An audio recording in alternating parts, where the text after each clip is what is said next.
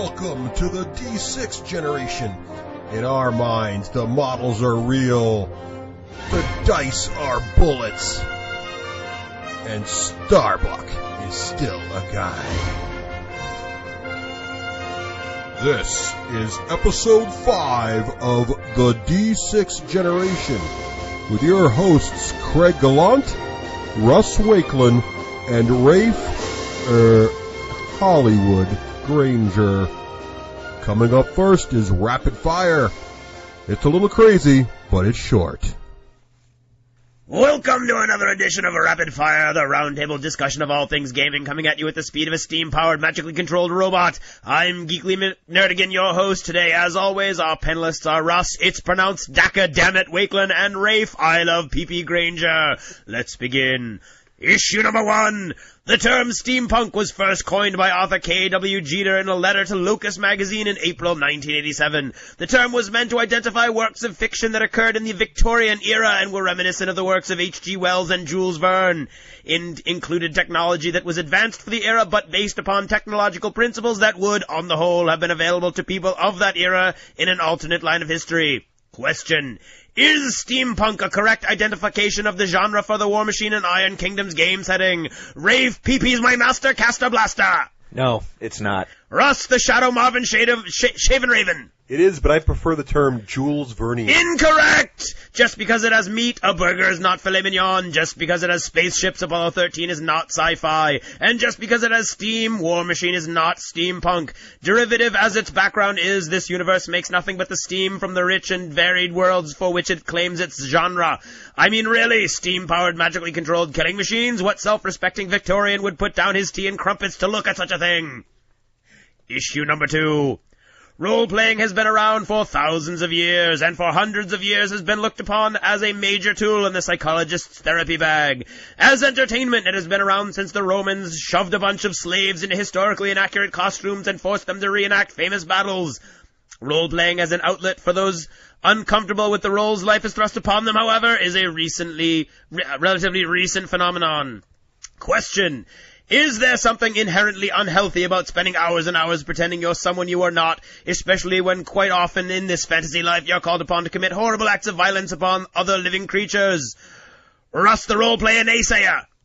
I don't think there's anything wrong with it. It just, Rafe, the straight-faced brace waist.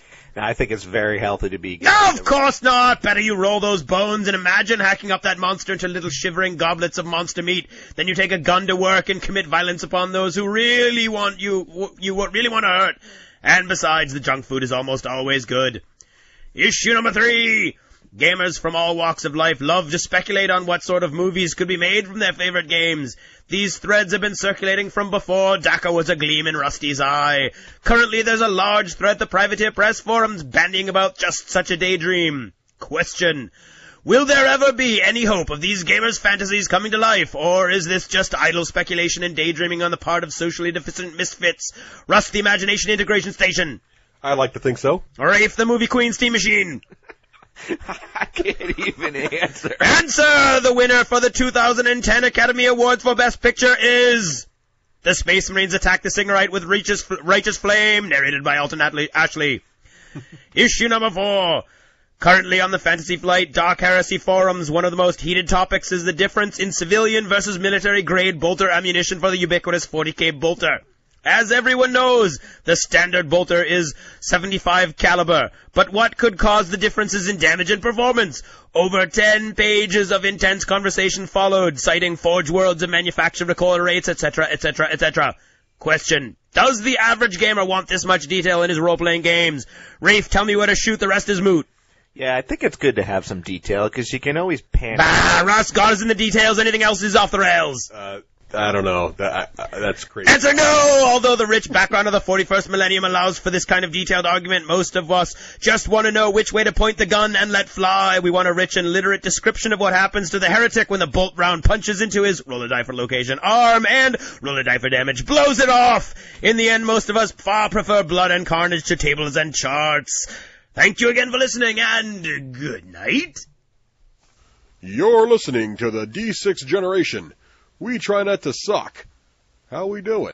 Hi, and welcome to the D6 generation. This is episode 5, our nickel episode, and we're all in the same room. I'm Russ Wakeland. I'm Craig Gallant.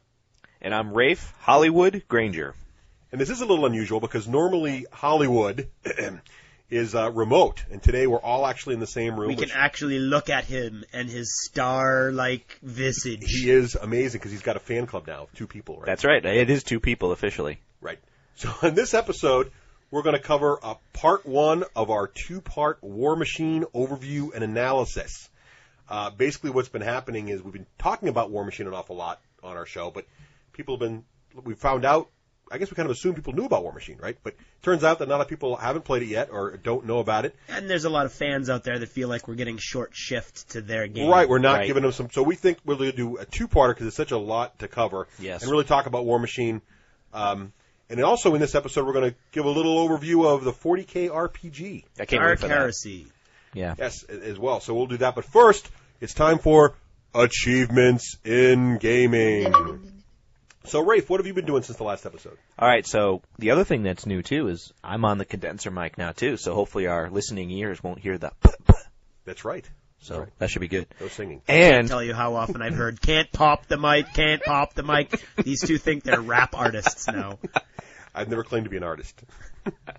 And the other thing that I have to remind to both of you is this is the episode of which I shall be henceforth known as just Hollywood. But since Craig wants to give me a nickname, I figured he can call me HD. Or Holly. What does the D stand for? I don't know. You guys figure it out.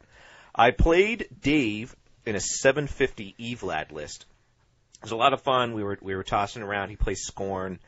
Dave did beat me in the last minute. One of the things I do love about Warmachine, which we'll get to later in the podcast, but it was fun. So he got to face EVLAD. That was cool. This is going to be a big surprise, but I sort of leached back into WoW.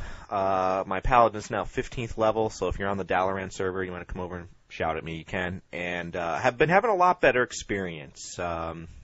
I don't know. The community seems to be okay. I'm interfacing with So WoW doesn't stink on ice anymore? No. That's what you said last time, wasn't No, it? it doesn't. Maybe they've heard of you now, and they're all like, Yeah. ooh, it's Hollywood. That would be... Have you met Kurt Schilling yet?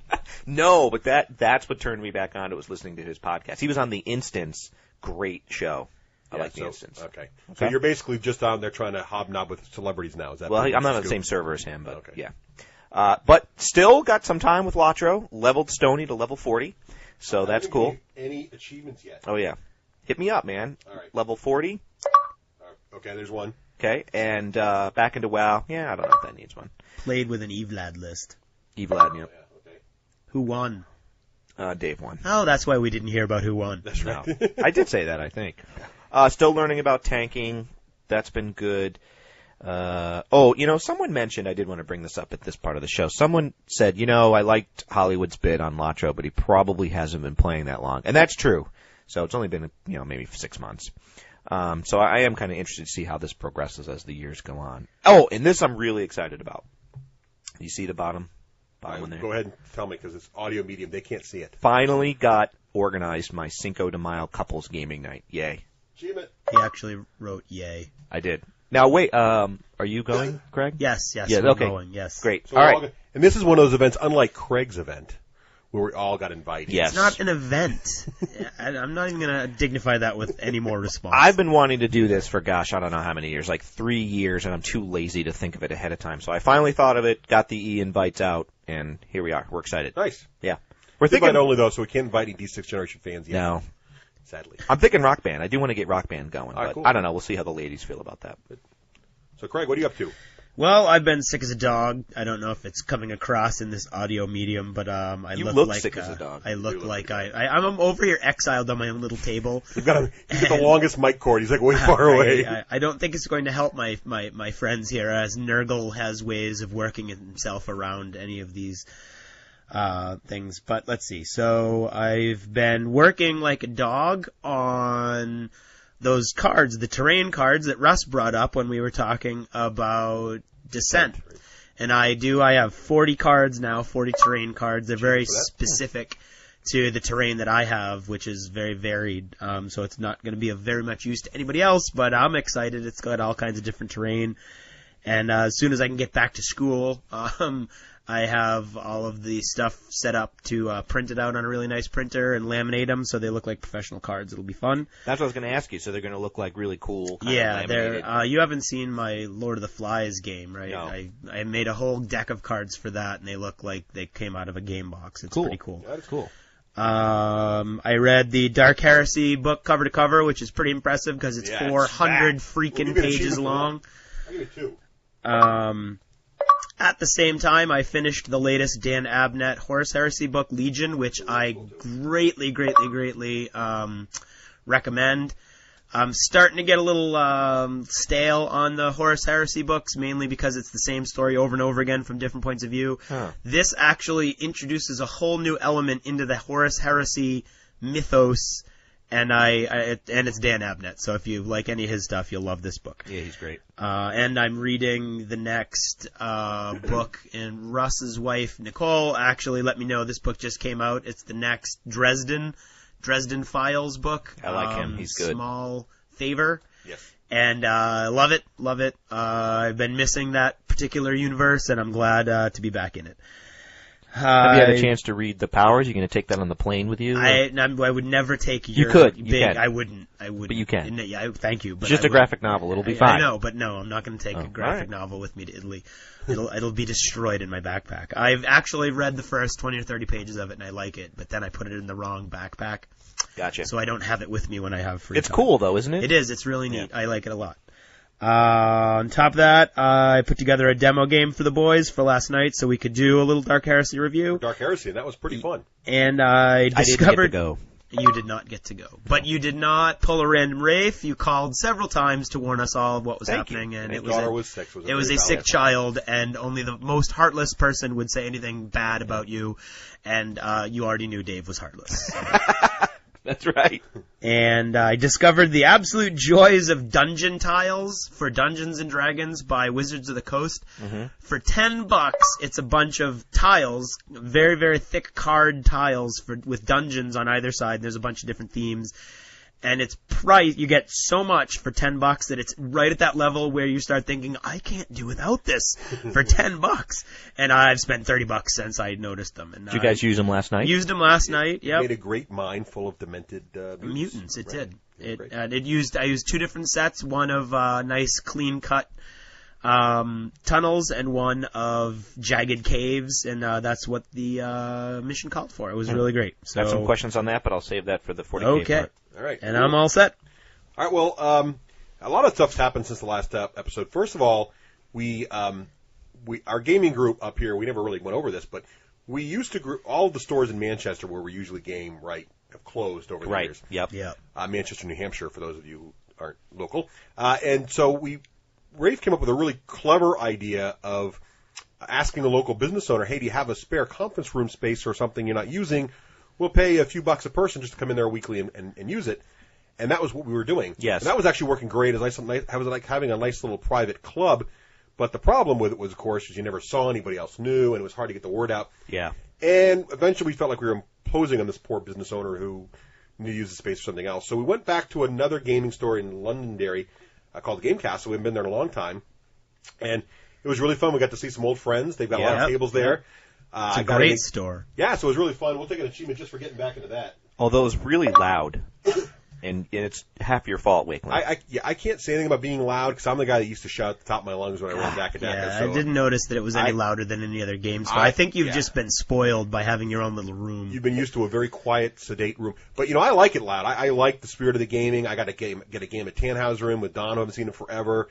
I got to try the new game Wings of War, which is, it's not new, actually been around a while, but it's a Fantasy Flight game. It looked like a lot of fun. Kind of like Yeah, it Crimson did look Skies cool. with his models and his cards you put down for your maneuvers of your planes. It's World War I air combat.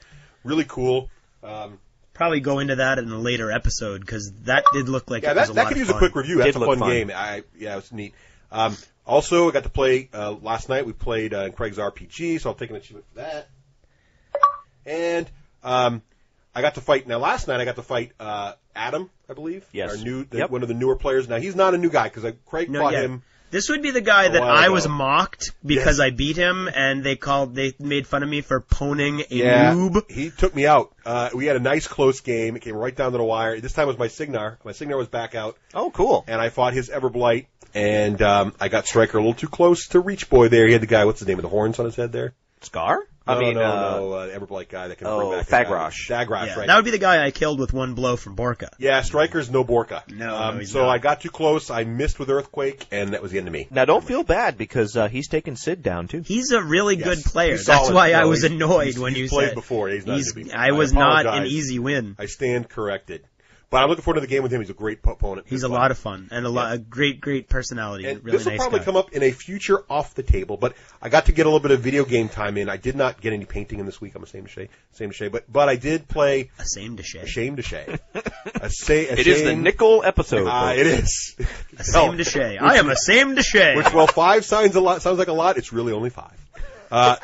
I did play Sins of a Solar Empire. Say that 3 times fast there.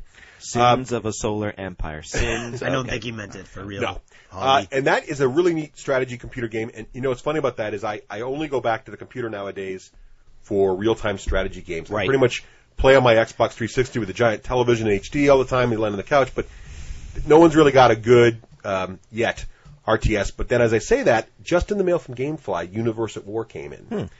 And they fixed one of the biggest challenges with real-time strategy games. They got the mini-map working, and you can move around in the mini-map, which I like.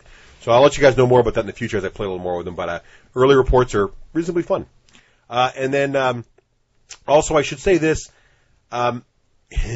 This past weekend was Adepticon, which I went to last year. I did not go this year, which I was sad because it was such a blast. Congrats again to the Chicago guys. It sounds like they did an awesome job running it. And I listened to a great podcast called 40K Radio, and they did live podcasting from the floor of Adepticon. Yeah, I saw that. I haven't seen their shows yet. And I like that show a lot. I give them a listen. But what was really funny was they interviewed Yakface, John Ragul, who obviously owns Daka now, and they're asking about Daka. And I have 2 things came up. First of all, Yak got it right, but some people were still pronouncing Daka on there, so I don't know. Daka. Yeah, I don't know what that's about. But anyway, the other thing it's the southern pronunciation. the other thing that came up was we learned that the Daka team got the Close But Not Quite award in the team tournament, which means they came in like 3rd or 4th or something. So that's awesome. Wow. Cool. So they did really Congratulations well. to them. And I think it was their cool Daka bowling shirts. If you haven't seen those things yet, you got to go to the Daka website. Yakface has got a picture of himself, but it's not really himself because he's put the Sean Connery face in front because that's his icon, and then he's got Cool. it's really cool. And then lastly, Yak mentioned that I had left this website and 40K because I wanted to play a cheaper game. That was what he said. So I don't want to sling any mud here because I've had our friends at 40K Radio and try to argue which is better. I'm not going to go down the road of where Pod Hammer and 40K Radio have gone, where they're actually at the point now where they're sending dirty pictures to Steve Werwin and his family to each other. We're not going to go there because that's just not appropriate. What's going on? There's an inter-podcast rivalry going on. basically. Really? Yeah, Yes, Pod Hammer. They're having 40K. a little fun. Are these radio. members of the League of Pod Justice Yes. that you Well, there's two that you met with last Saturday? I should say that there's 2 excellent podcasts, right? There's Pod Hammer, which we had This Jeff is awesome. Carroll I on, still listen to it. and there's 40K Radio, Yeah, that's good, too. which is also, I would think, one Yep. of the best probably. I mean, we don't And play they're 40K, fighting and each other? we're listening to it. Well, they're not fighting each other. It's just once in a while, Jeff will poke fun. Jeff knows. It's the standard 40K versus You know, fantasy yes. thing. 40K has no But strategy. they're bringing Steve Fantasy Irwin has- into it. so- Oh, leave Steve I Irwin know. alone. I know. So I said, we don't want to go there. So what we're going to do instead is we're going to put the cards on the table. So this is one of the impetuses for Rafe and I pushing forward to get the Warmachine full review out there. We're just going to tell you how the game works and let you, the listeners, decide which is the better game to play. So that is one of the reasons I want to go forward with this and explain why it's not about cheapness. It's about quality, folks. And it's not cheap. Right. Yeah, and it's not cheap. You're listening to the D6 generation. We just love playing around. Well, in episode 1, we spoke about Warmachine a bit as we compared it to Games Workshop, right? Yep. We only really hinted at it. We haven't get in depth. We really talk about its mechanics and how it worked. And a lot of those comments really assumed that our listeners knew a lot about Warmachine. So in this episode and episode 6 also, because we have a lot to say about Warmachine, we're going to talk about Warmachine, how we got into it, what we feel about it, how a lot of the mechanics work. But first, I think we need to talk a little bit about where the game comes from and how long it's been around. And Warmachine is produced by a company called Privateer Press. And Privateer Press is located in Washington State, the USA. And the company was founded in 2000, but Warmachine the game wasn't published until 2003. So it's a pretty young game. And it's 2008 now, so basically in 5 years, that game has really grown. And it's not just the accolades it's received. It received some awards. In 2004, it got an Origins Award for Best Fantasy Miniatures Rules of 2003. It got the Best Fantasy Miniatures Series, and also in 2003. In 2005, it got the Game of the Year at Origins.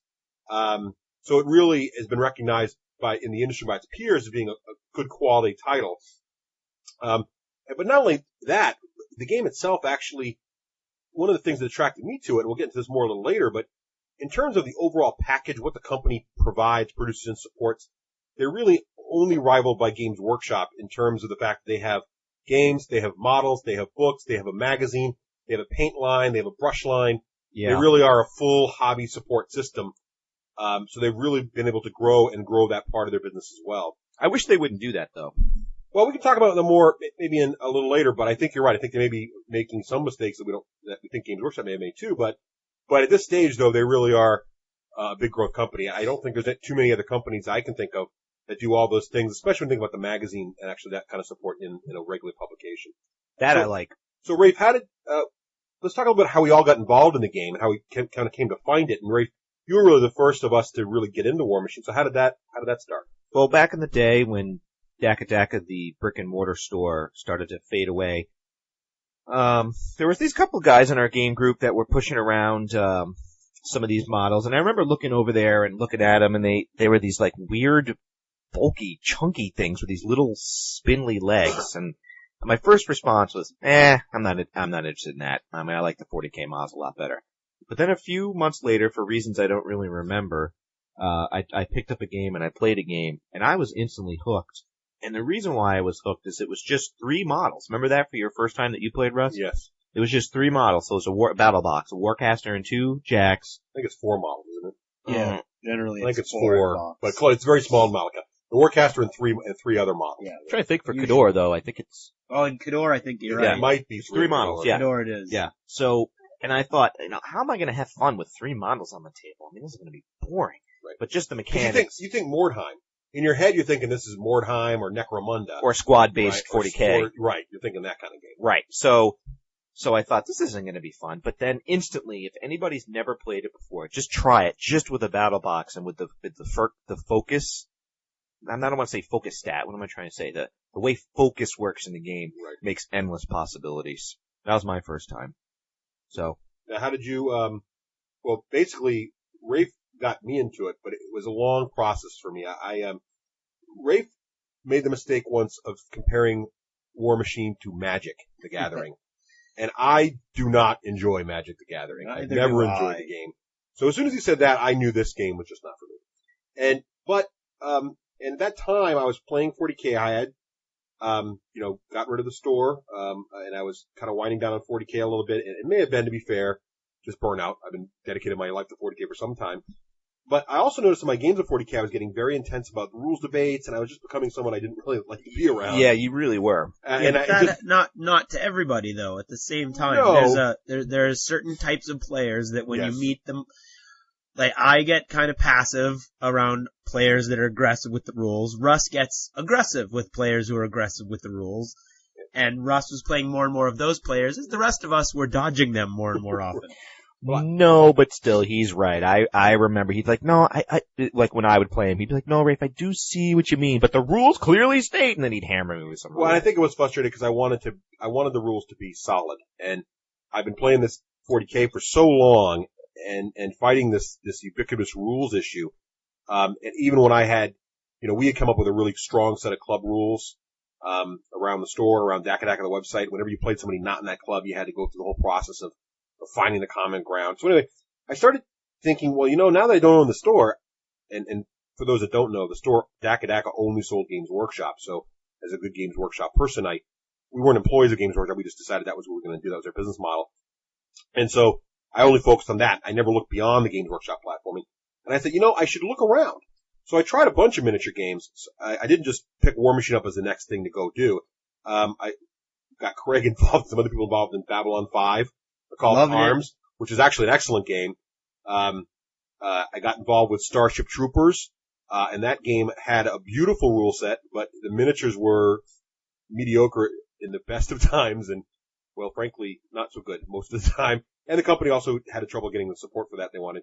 And I got into Flames of War, and I really enjoyed Flames of War. I still to this day feel that Flames of War is probably one of the strongest army scale game rule sets out there. But I discovered I like to role play, and when I play these games, I'm just that wacky guy that likes to shout WOG and all those things. And I just couldn't get into shouting Heil Hitler playing my Germans. He chose Germans, which I was did. a bad call for a guy who likes to one role was play playing his Germans. army. I like the I technology. agree. They have the coolest tech. They have the coolest tanks. I'm a treadhead, so, and I just couldn't role play it. Too close to reality for me. So that was the only problem with Flames of War. Otherwise, that's an excellent game. So I was still trying to find that game. And I was definitely in Grin Eggs and Ham mode. I would not try Warmachine at any time. And I think, What do you mean by that, green eggs and ham? well, I wouldn't play it on a train. I wouldn't play it in the okay. rain. I wouldn't play it here or there. I wouldn't play it anywhere. But But then you came down and got me to actually play it in my room, in Yep. my little gray room there, Yep. gaming stall there. And describe your first experience with it. Your doubts and Well, then your it was, come to Jesus moment, as well, we say. what's cool about I'd like it, to note that he just said "come to Jesus" moment regarding Warmachine. well, it was funny because I Okay, did, come to Menoth moment. I knew, well, I don't play Menoth either, but I didn't know what to expect from the game. I had never looked at the rule book. So Rafe came down, he brought his Khador guys, and Yep. he brought Cricks. Cricks. So I was playing, Cricks. no, was I? I think you were. I can't remember. I was playing one side. I thought it was Sorcia, but it might have been Negra or whatever. But I played it, and I really liked the focus mechanic, which we'll get into in a bit. And I just awe-inspired by how simple the rules were, but how much there was to master. And I just could see, after I played the game, I kept thinking through all the different options I had and all the different things I could do, and just going through it in my head. And I wanted to know more, and as the deeper I got into the game, the more I discovered, and we'll talk about more of that later, but Now- that's how I got into it. Now, by the way, that is what I meant, and I think other people mean when we say the magic. It's like magic. What you just Well, described. The problem I have with the magic, That's what and I you're not mean the with only it. person that says it, Right. so I want to say this out, because a lot of people have heard this out there, that it's like magic. Here's why I don't like magic. Magic, to me, actually is closer to 40K. I know everybody's going to say, what? In 40K, there is a very, very strong paper, scissors, rock situation going on. I can build a deck, if you will, of heavy bolter space marines that will annihilate a Steeler heavy Gene Stealer list, right? Right. And in Magic, it's the same thing. I can build a certain kind of deck that will annihilate another kind of deck, regardless, in most cases, of player skill. Correct. And I think worse than 40K, and that was an extreme example of 40K. Most players play balance games because of leagues and tournaments, and it doesn't get that way. A player skill, I don't mean to belittle player skill in 40K. However, there's the list building aspect of 40K is a stronger part of your chance to win, like in Magic. Now, Magic's an extreme example. I think there's things in Magic you can build that your opponent has no chance against, right? Unless he's That's totally correct. designed to beat you. Right. Yep. So there's no in-game strategy in my head with Magic. It's you got a good deck, you go in there, there's some in-game strategy, and I know Magic people are going to email me now, but that's basically how I feel about Magic. Well, and to be clear, Warmachine and Hordes is not like that part of Magic. No, and that's what I was worried about. That's the part of Magic I don't care for. Right. So let's get Craig in here, though. So Craig, how did you get involved in this? What do you want to comment on our? I play under protest.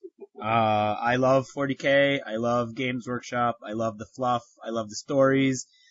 And all of a sudden, it seemed literally overnight, none of the people that I really enjoy to play games with wanted to play Warhammer 40,000. My bad. It has left a bitter taste in my mouth, and I'm not gonna lie, I am still bitter about it. Yes, because Russ and I just don't play. There Go was- play yourself. Play by yourself. Yeah, see, honestly, what you're hearing now is literally what I deal with. Okay, there's no give. I'll play other games for them. They're not going to play as 40K we said in for me. episode 1, Craig is a martyr. He Uh, suffers for his miniature-loving it's art. unbelievable, honestly. I followed Russ into Babylon 5. I loved Babylon 5. I can't remember.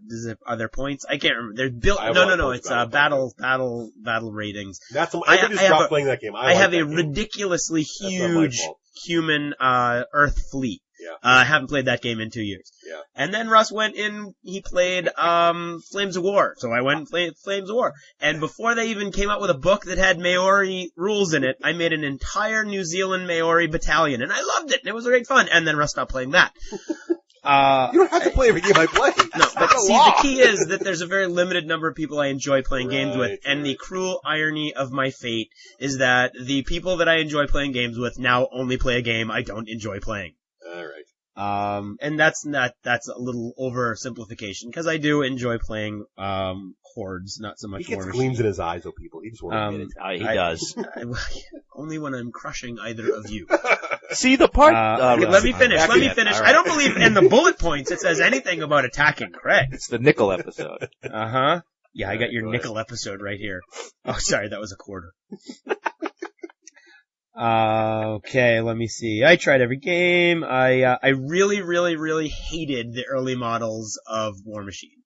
And I'm not gonna lie, and I'll stand up to anyone who disagrees with me, those ridiculous little jacks with their spindly little legs they stand up barely to the worst models put out by Games Workshop. And some pretty bad early ones. they turned Rafe off, they turned Russ off, and they turned us all off, and They were hard to still get turned over. me off. Yeah. There has been a lot of improvement in the models in Warmachine and Hordes, particularly in Hordes.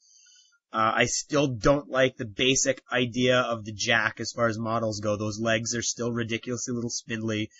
And, okay, let's get into the anime. Steampunk? No. Anime? No. Okay, moving on. We can't quite pick a genre. It's whatever you need it to be. That's exactly. Right. I can fluff justify anything. Uh-huh. Okay. And I do appreciate the technical elements of the game. I really do appreciate the to hit system and the damage system. I appreciate the boosting mechanic. I do. That's the thing that kills me, is that I've got to admit, technically, it's a better game than Warhammer 40,000 as far as the smoothness of the rules mechanics go. However, I do not like the models overall. I don't like the way that you can't customize your force. We'll get into that later, I know. And I don't like the culture, which we may or may not get into later, but we've talked about it before. And so You mean the page 5 mentality? Well, page 5 in general, but like, as you said, it's a game that's based around, aggressive tactics, which I think is awesome. I think it's great. And yes, you get to defensive, I think, in 40K quite often. But I don't think that aggressive tactics on the board has to translate into trash talking around the table as a cultural element, not as an individual. We have more of that coming up. We've covered that quite a bit. So we have. That's what I said. But then Rafe asked me a question. This is the problem with him having him right in the room with me. He's staring me down. I don't like it. I don't like it one bit. Right. Well, Craig, you mentioned, let's go on to some of the quality of the game. I mean, how good is this product overall? And Craig, you talked about the model, so you're probably, well, there's no probably about it. You're definitely the strongest modeler, painter, hobbyist of us three. So why don't you start off and tell us what you think of the models, how they come, how they're packaged, how the quality of the pieces are, and then Rafe and I will chime in. Okay. Well, first of all, I think you're not really giving yourself or Rafe a lot of credit, because both of you paint quite well also at this point. Rafe in particular, not that that's slamming you, Russ, but I'm just saying that Rafe has made leaps and bounds. No comment. I don't like a lot of the early models, and I like the later models, as I've said. I do enjoy the fact that when you buy a model for Warmachine or Hordes, I gotta stop saying Hordes because this is all Warmachine all day. Right. Hordes is another episode. It comes with a card. It comes with the card, which is everything you need, to play the model in the game. There's not a lot of detail on the card. There's only references, because another good thing about the game mechanic is that they're all universal rules. So reach means the same for you that it means for me, that it means for him. And if your model just says reach on it, you need to know what that means. So you do need a rule book in order to play it. Reach is a bad example because, I mean, it's relatively easy to remember. But basically all the cards have the basic rules down, and then you'd have to look them up at some point if you didn't know. I think on the back, most of them are there, like Pathfinder stuff says. Right. Yes, but I know there are some that get into some real detail that you need a book. Yes. You don't need all the books. I play quite well, not well, like, skill-wise, but I enjoy playing what I play. And I only have 2 of the, 4 or 5 books that are out already. And you do play well. Yeah, thanks. But I do like the fact that they come with the cards, so you don't need to wait for the book. You don't need to buy the book. You get the model with the card. You put it all together. You're ready to go right off the bat. and you don't need the books, although the basic book is definitely something that everybody should have. So I think they're going in the right direction with their models. I really do. Yeah, I mean, I don't know. In the beginning, I did have a problem with the spindly legs. I mean, I play Cador, which is probably the biggest incarnation of that because they're the heavy jacks. But now I look at them and it doesn't bother me at all. Excuse me, I'm not as large a conversion person as I think Craig is. So even there's not a lot of options I feel to convert on a heavy jack. On a heavy jack. A heavy jack, I don't know that there are very many at all. Although Yeah, good Josh point. hasn't managed to do one for that Menoth. Yeah, he's not here to defend himself. I don't like it. It's too spindly. Something is Yeah. wrong. Well, Yeah. the point is, we'll get into this more a little bit, but we can talk about that too. One of the challenges in Warmachine is there aren't a lot of weapon options on when you use a model in the game, right? Right. Well, It's not like for 40 most of them, there aren't any weapon Well, there aren't options. any, right? So there aren't. The only thing they have is there's variants on the same chassis in some cases, right? Right. But there's no. It's like BattleTech in that way almost. Yes. Right. Yeah. You pick your mech, if you will, your jack. Yep. And he comes that way, and there's no. I'm going to take his cannon off Right. and put an extra close combo weapon on there or something like that, like you can do with 40K. The conversions, like Josh's conversion was meant to make his big jack look taller. Right. And his sword's on fire. I think he did a great job, personally, but the problem is that in trying to make it bigger, the centerpiece of his model is much thinner. Thinner, and makes yeah. it look more spindly, Yeah. but the flames in particular that he did on the sword were great. But there's no in-game effect of any of these conversions. No. I did a huge conversion on one of my trolls on That my was cool. Impaler, which was ridiculously difficult, and I had to sculpt an entire arm, and all that was changing his pose so Right. he looked a little different from the other guy.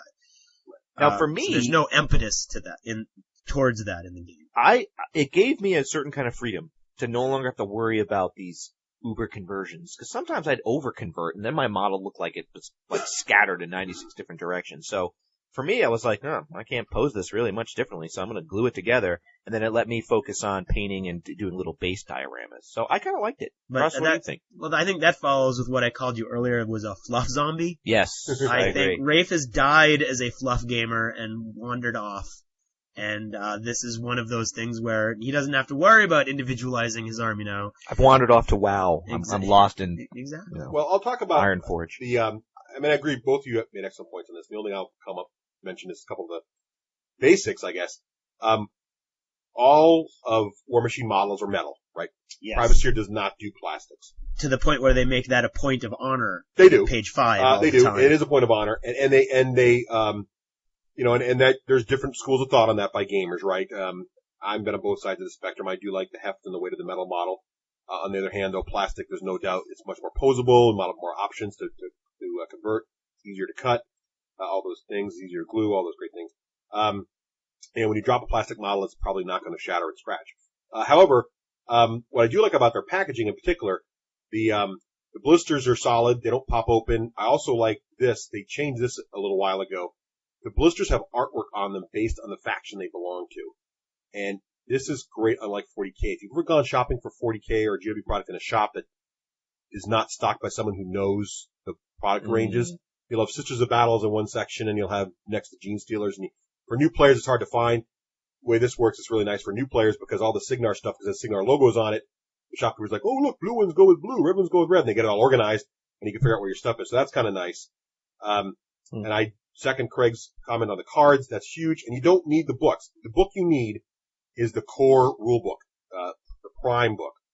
Which is now called Prime Remix Prime if you're Remix. thinking of going out and buying And it. what's nice about that book is it has all the rules, including the new special cavalry rules and everything else.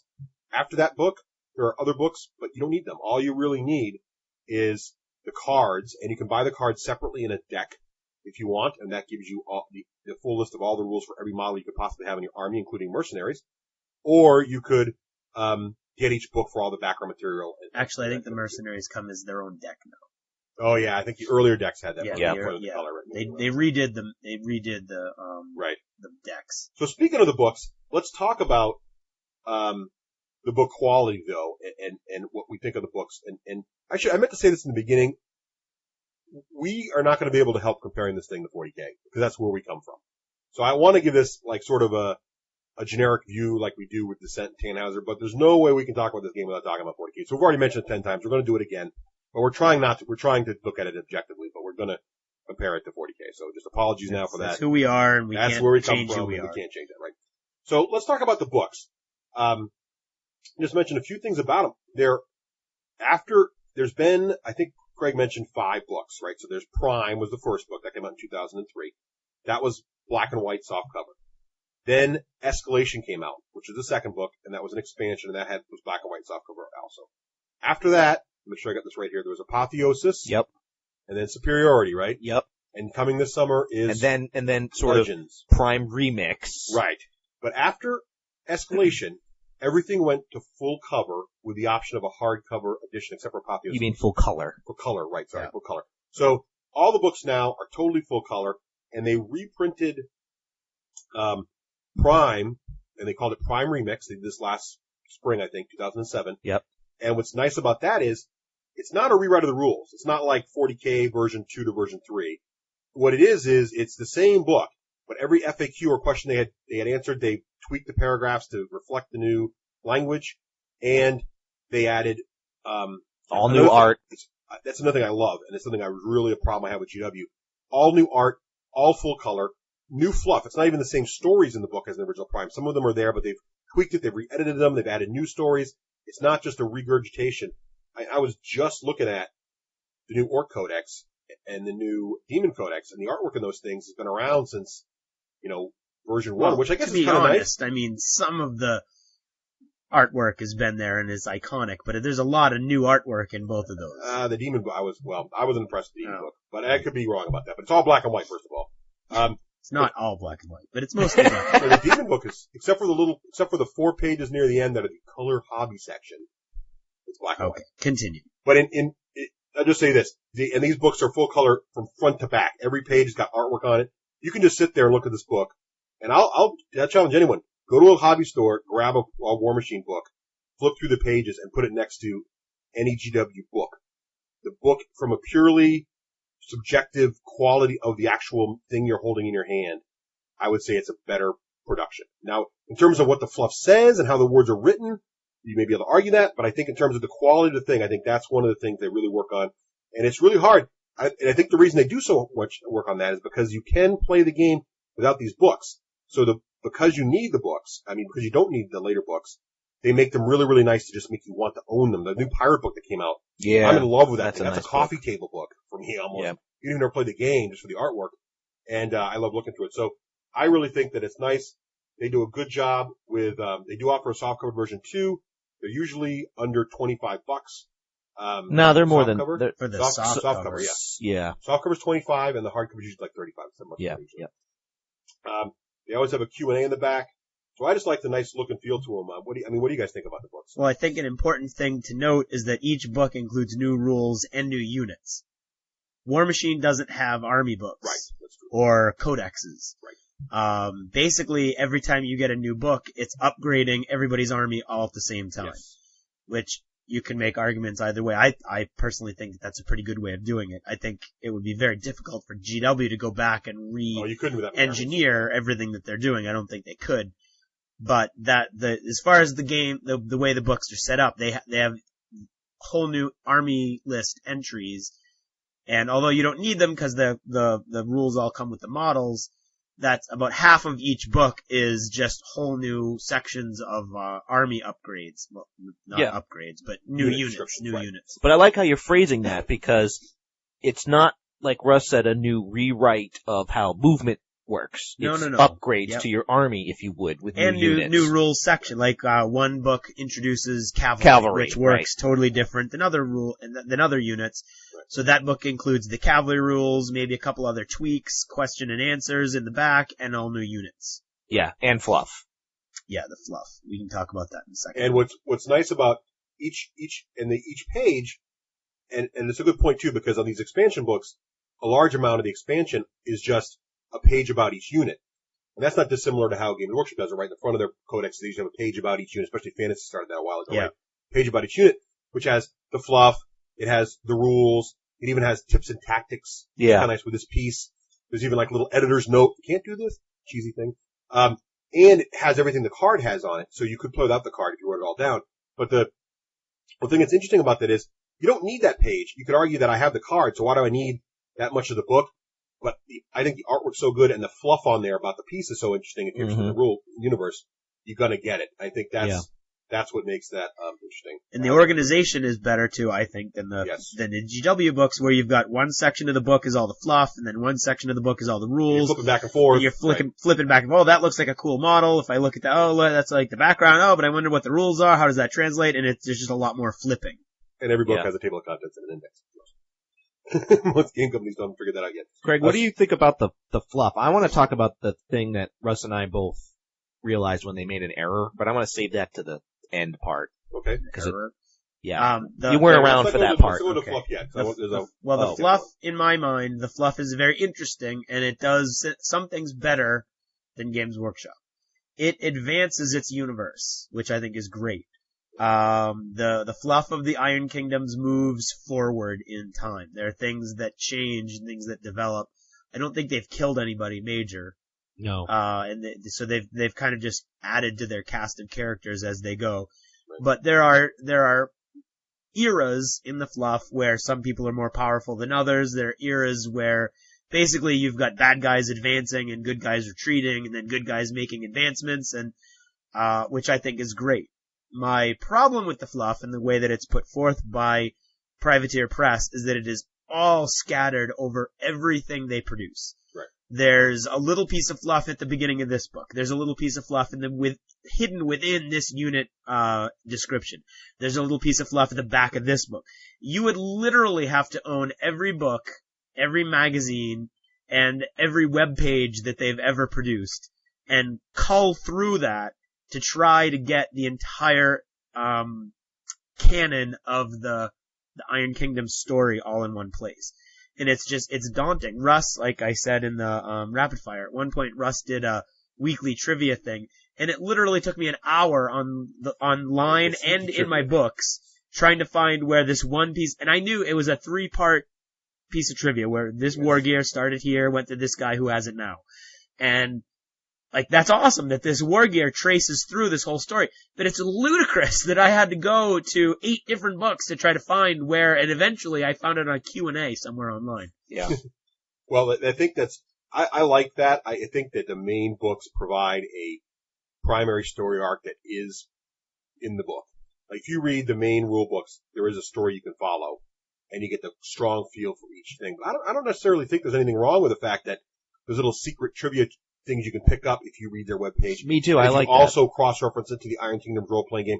I mean, I think everybody does that, right? I mean, there's things in other game systems where if you play the RPG for that game, you know more about the game than if you don't. I mean, look at all the extra stuff in the 40K universe. It's in Dark Heresy that's not in other places. And it's not just 40K. There's everybody does it, but you're right. I mean, there's a lot of, if you really want to know it all, you got a lot of reading to do, which is, that's well, it's not the reading so much as the color. Well, finding, right. Yeah, I mean, it's not. And I agree that I like the way that they do it. And you're right, Easter eggs is I think a person coming to this game is going to see that it's been informed by computer games a lot. Yes. And, so the concept of a Easter little eggs. fluff Easter egg is clearly within their cultural, mandate, if you will. Which I think is fun. Because I kind of like, I'm the guy that, reads, I'm that guy that will kind of skip by the fluff and read the rules only sometimes when I get a new game. What I like about these books is you can't, almost, because, even the codex is right. I can go right to the back of the GW codex and go right to the rules, or how to make more army bonus, and ignore the whole first half of the book, which is fluff. Which I guess some people would like that. What I like about this is, when I look at my guy, I just can't help but read that paragraph next to the rule and start, ooh, he is cool. I have fun more about him when I start reading the story, so it kind of drags me into the background, too. But that, again, I can see two sides to that. But if you, to use that example and to draw it to its conclusion, you look at that picture, you like that paragraph, you want to know more, there's literally no way for you to know where to look to get more. You have to read the whole thing. Right. That's my problem, is that there's no place, you don't know how to find out more about Madrak. Yeah. You'd have to actually just start looking randomly through all the other material and hope to eventually stumble across more Madrak stuff. See that? I'm sure we're going way on long here on this book part, but that's the part I do. I actually read it almost like a novel. Well, let's move on, because we're going to come back maybe to that a little bit, but let's talk about, we talked about the quality of the products, and I think Privateer really strives to have high quality in their stuff, as all game companies try to do. But let's talk about, their the rules and the support. Now, we talked about the books. They have, one thing I do like about Privateer does, and I've talked about this before, they have an official online FAQ. It's all indexed on their website. It's got a nice search engine. You can find all the rules there. It's all official. They're also very responsive in their forums. As Craig mentioned earlier, they have consistent terminology, which other companies are working towards. I think there's also a philosophy, and I mentioned it earlier, about quality in all things. And I know Craig wants to talk about this more. Page 5, if you read page 5, one of the things they're talking about is their goal for quality. But they also talk about the fact that part of their philosophy is that the game favors the aggressor. What they want Warmachine to be is basically you don't hide your unit behind a clump of trees because it'll save you 3 victory points to win the tournament. They want you to get out there, fight, mix it up, and what do we think about that? That, Craig, you like that? Well, I mean, I think we've discussed it a lot in the past. I support it as an idea and an on-the-table philosophy, but I think it has a very unfortunate real-life translation into the way some people play the game. And I had mixed feelings about page 5 until I read an article that Matt W. did on, he's the creator of the game, in this, he called it Game Space, and he did it in the No Quarter magazine. And it was a 2-page article about how they designed the rules for this game and how he feels about this thing he defined as the game space. And this article, when I read this, that was my aha moment. This was a few No Quarters ago, and that was when I decided I want this company to succeed because they get it.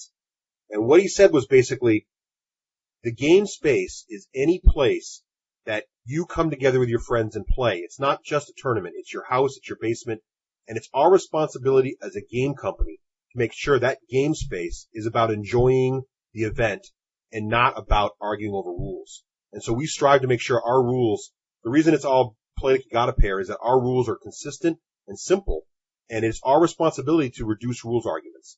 And when I saw that in writing, that was so contrary to the philosophies I've been dealing with, for lack of a comparison, Games Workshop for the years I'd own the store and try to organize leagues and run tournaments. I was just, this guy gets it. He gets it, and this company gets it. And that was one of the real poem you mentioned earlier. That was the moment when I realized that I want, and this is before I got into Hordes and everything else, that I want this company to do well because they really, that's a philosophy I share with them. Yeah, and on that note, with the favor the aggressor part, it doesn't mean to be mean. It means more just, the game doesn't favor building up, hiding, waiting for the moment, then pouncing. It's like run your army out there, go out there, and do it.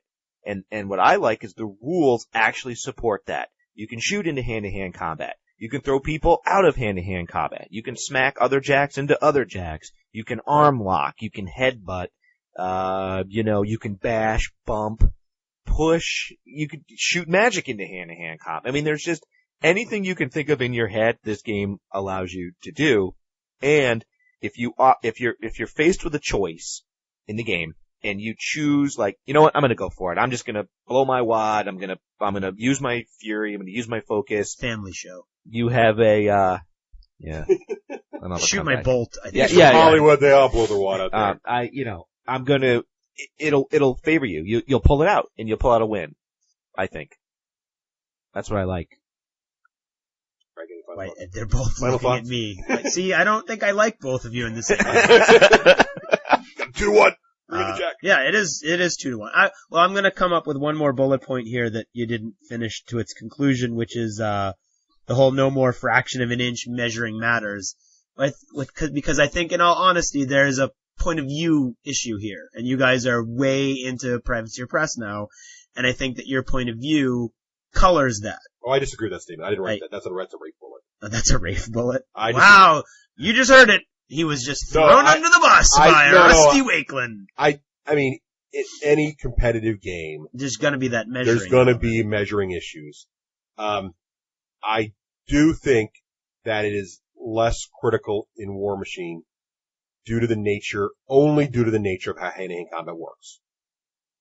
40K punishes you so badly if you're a shooting player, if just one model touches your army, that you want it not to happen so badly you get anal about that last quarter of an inch.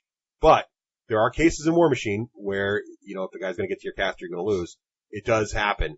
But it's also player dependent. It is player dependent. We have players that are local that you don't want to play in 40K because they're measuring fractions of an inch and they're doing the same thing with to be honest, my personal experience is I see it less often on the War Machine table than I did on the 40K table. See, that's what's funny to me is... But I do play less competitive War Machine games than I do. That's what I remember. I'm like, yep, you think you got the charge? Go for it, because I have a tool bag of things to be able to deal with that. Well, see, if you get to me in War Machine, I can get out.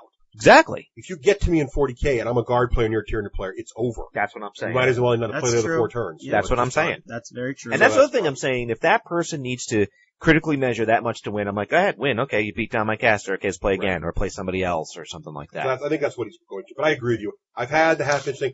I lost the game the other night because of half-inch, but it wasn't like the end of the world. Crying over it. Right. Now, before we move on the quality and all things, Craig wasn't around for War Machine in this. I think it was Superiority. Russ, do you remember when there was a printing glitch? So the books went out to the printers. Yes. And I was around. I just wasn't playing. You weren't playing it, right? And Russ and I were all excited to get Superiority, and we got our new hardcover. And we're going into ooh and ahhing over the smell of the book and everything. And we were impressed because Privateer Press said, "Whoa." Before this goes to the public, because they caught a printing error, they pulled the books back in and actually glued in a new page. Is that right? It was controversial because I was surprised as the I thought it was great. What they did was they came up with these very, very thin, full color stickers that would go over. It was too late to reprint the books. They'd already gone to the printer. They'd come back, and they could have very easily just sent them out and said, "Hey, everybody, page 85 is wrong." It was a fluff page too, I think. Yes, it was. So it was like, it was a really neat story, but it was just a fluff page. So you can just ignore it or insert this. But instead what they did was they had people sit down, and they stuck stickers in, and they're actually very well done. You have to actually kind of look for it to notice it. Right. But they did take time to make sure it was right. So they detected it and they fixed it. And I think that was well done. That was my aha moment to say, this company cares about my product. Right. They're not like, here's a black and white sheet, stick it in here, and sorry. So that was it. I just wanted to say that about the quality. All right, so we've talked about, basically what comes in the box. Well, there's no box really. But we should mention one more thing though before we do I know what it is. I know what it is. Box? We didn't talk about the battle boxes. Yes. I thought it was something different. Is brilliant. We have to talk about 2 things then. Go ahead. Okay. Because I want to, before we break for the end of episode 5, we'll go to episode 6, and leave you hanging. I do want to get how you start this game in the bag here. Just for the War Machine part, folks. Just War Machine, yeah. There's going to be an episode. The next episode is going to talk about more War Machine, and then later, some other time, we'll do Hordes. But in the way to get people started, I alluded to this earlier with how blisters come. They have these battle boxes, and the battle boxes, there's one for every faction. There are 4 factions, and they're about $45, I think, somewhere around there. And they come with little brief starter rules. They come with all the cards, so you have enough to play. And they come with about a 300 to 350 point force that has been designed to be roughly equal to all the other battle boxes. So for $45, there's a huge debate online about there is debates, but I think if you don't know what you're doing, you can have a fun game. That's true. I mean, if you got a tournament guy or the tournament guy going to the battle box, but you're just learning it, you'll get a good flavor. And someone was just asking me last night when we were playing at the game castle, and they haven't seen War Machine in a while there. And how much does it cost to get in this? Is that like $300 of army there? So actually, no, this is about $80. And they were shocked because not that they just thought it should be more to start a game like that. And I just said, well, no, this is my army actually, my Signar army is actually based on the battle box. I know people are laughing at me for a charger right now, but it's based on the battle box plus like one more $20 unit. So I think a really nice thing about it. I just wanted to mention that before we cut out on. And you're saying the army you played last night was $80? No, well, one of my Signar forces, the one with the horses is not. Yeah. The horses are $60 by themselves. And part B of that is there's no power. I don't think there's a power creep. You can have just as a competitive army after you build it up from your 350 battle box. For example, the battle box for Khadors, the Juggernaut and the Destroyer, are still very, and Sorsha, 3 very good models. That's true. I think a lot of players agree that many of the units and models that came out in Prime are not only still viable today, but in many cases are more powerful than the newer stuff, especially in the Warcasters. Right. I think in some cases they made the Warcasters almost too powerful in Prime, and now instead of making more and more powerful Warcasters, they're trying to make the Warcasters more finessey. So if you want the obvious caster, you pick someone from Prime. If you want a caster that's pretty nasty, but you really got to know what you're doing, You pick the later ones. Yeah. So if you buy a battle box, it's not like you're behind the curve. No, not at all. I think you got a good solid power base. Now, there's a second thing we didn't say, which is a whole other show. Warmachine is 100% compatible with Hordes. That's another show. I know that, but for people who may be like, oh, I don't like the science fiction. Yes. I'm not saying we're talking about. I'm just saying. We'll talk about that more next the show. Rules are 100% compatible. So in episode 6, we'll talk really science fiction. Yeah. Well, in episode 6, we'll talk about that too. Okay. Jeez. And we'll get on to that. So that's the end of our Warmachine intro in episode 5 and episode 6. Tune in for more later. And now for a taste of things to come. An even playing field. A clear set of rules. And a good roll of the dice. Dice are our vice. We are the D6 generation. And now, what's in the news? Days of Wonder has announced a new Memoir 44 campaign bag. The campaign bag is made from reinforced canvas in the classic Army olive drab with multiple pockets and custom game graphics that reflect the Memoir 44 packaging. We hope other companies follow suit with games that have grown too big for their boxes. Is a Descent transportation trunk too much to ask for? It's apparently FAQ update week over at Fantasy Flight Games, with additional Q&A added for several of their major products, including A Tide of Iron, Descent: A Road to Legend, and Dust. Still no answer on how to transport all that Descent, though. Days of Wonder. And finally, Doctor Who is back on the Sci-Fi Channel with new episodes starting this week, along with a new spin-off series, The Sarah Jane Adventures. The D6 generation has learned via acclaimed physicist Mikio Kaku's new book that no law of physics actually prevents time travel. So if you see a blue phone box in your neighborhood, don't be alarmed, it's only the Doctor. On the other hand, if the Doctor is there, it probably means that a strange breed of fish-headed aliens has taken over the local government and is planning to subjugate the population of Earth through the production of affordable Bluetooth headsets. And that's what's in the news.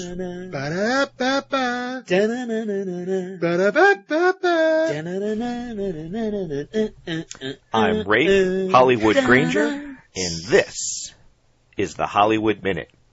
So for today's Hollywood Minute, I'm going to talk about the cheerleading movie Bring It On with Kirsten Dunst. No, I'm just kidding. For this Hollywood Minute, we're going to talk about roleplay. You know, Russ and I the other day were talking about it and why MMORPG should not be called roleplay. But then I heard Kurt Schilling's podcast on The Instance, and he was saying how he could enjoy going on to play for a while in the World of Warcraft and not be Kurt Schilling. And it dawned on me that, yeah, that is roleplay. It does not need to be around the table, so to speak. But to imagine oneself in a different place, that's daydreaming. To imagine oneself as another person is roleplay, whether it be around the table with a group of friends, or online in an MMO, or as a squad-based soldier in Rainbow Six, or even as Master Chief in Halo, or as the pool boy. These are all variations of roleplay. There's something freeing and liberating in allowing oneself to let go into another persona. Personally, I think everybody should try it. And more importantly, it's just plain fun. So, that's my story on roleplay. I'm the Pooh, and you better start sniffing.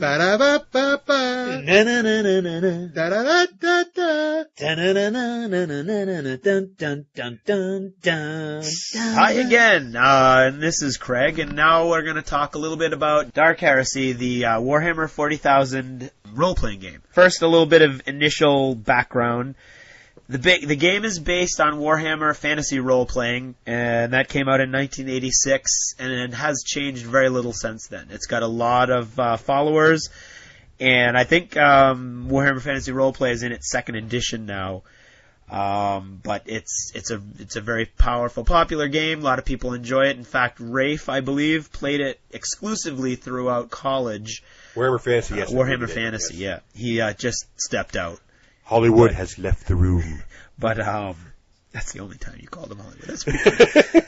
I only call him Hollywood when he can't hear me. Okay. Dark Heresy, however, has been anticipated for over 20 years since the first fantasy role-playing came out, and it's just never materialized.